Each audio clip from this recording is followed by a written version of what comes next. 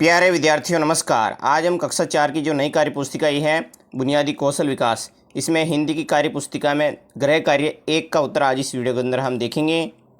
इसका पहला प्रश्न है, कविता को पढ़िए एवं लेखन कीजिए। सबसे पहले कविता को पढ़ेंगे, उसके बाद इसको लिखेंगे कि पर्वत पर से नदी उछलती मैदानों में आती है, हरियाली की चुनरदानी खेतों में लहराती है, मोती जैसे दाने हंसते हर गेहूं की बाली के, हल की नोक लिए लिखते हम गीत यहाँ खुशहाली के। तो इसमें बताया गया है कि जब नदी पर्वत से निकलती हैं और मैदानों में पहुंचती है तो उसका जो पानी है वो खेतों में जाता है, तो खेतों के सारी फसलें जो लहराने लग जाती हैं और जो उसके जो मोती जैसे दाने हैं वो हंसने लग जाते हैं कि अब हमें पानी की आवश्यकता पूरी हो जाएगी, और हर गेहूं की बाली के यही सोचते हैं। हल की नोक लिए लिखते हैं हम गीत यहाँ खुशहाली के। अब इसको वापस लिखनी है 4 लाइनें कि पर्वत पर से नदी उछलती मैदानों में आती हैं, हरियाली की चुनरदानी खेतों में लहराती हैं, मोती जैसे दाने हंसते हर गेहूं की बाली के, हल की नोक लिए लिखते हम गीत यहाँ खुशहाली के। इसी को वापस लिखना था। प्रश्न नंबर 2, उपर्युक्त कविता के आधार पर प्रश्नों के उत्तर दीजिए। यानी कि अभी हमने कविता पढ़ी थी, उसके उत्तर है ये कि नदी मैदानों में कहाँ से आती हैं, तो नदी मैदानों में पर्वत से आती हैं। दूसरा, कविता के जिन शब्दों में है और रे वर्ण आए हैं उन्हें छांट कर लिखना है, जैसे कि हरियाली, लहराती, खुशहाली, पर, हर।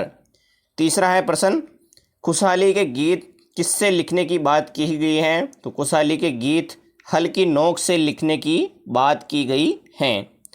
अगला प्रश्न है तीसरा, मात्रा को जोड़कर नए शब्द बनाओ। यहाँ पर मात्रा दी गई है, आ की मात्रा, छोटी ई की मात्रा, ए की मात्रा, ओ की मात्रा।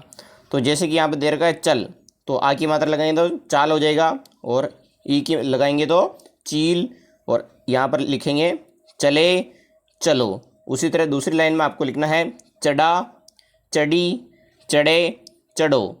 और तीसरी लाइन है पढ़, इसको मात्रा लगाएंगे पढ़ा, पढ़ी, पढ़े, पढ़ो। चौथी लाइन पढ़ा, बड़ा, बड़ी, बड़े, बढ़ो। ये आपको लिखना था मात्रा लगाकर। प्रश्न नंबर 4, कहानी को पढ़िए एवं प्रश्नों के उत्तर दीजिए। कहानी पढ़ते हैं। कबूतरों का एक झुंड आकाश में उड़ रहा था, वह भूखे थे, उन्हें भूख लग रही थी, उन्हें भोजन की तलाश थी। अचानक उन्हें जंगल में अनाज के दाने दिखाई दिए। सब ने नीचे उतर कर दाना चुनने की सोची कि नीचे चलते हैं और दाना चुनते हैं। वे सब नीचे उतरने लगे। कबूतरों के बूढ़े सरदार ने उन सबको रोकना चाहा कि मत चलो, कहीं हमें जाल में ना फंस जाए इसलिए, लेकिन भूखा होने के कारण किसी ने भी बूढ़े कबूतर की बात नहीं सुनी।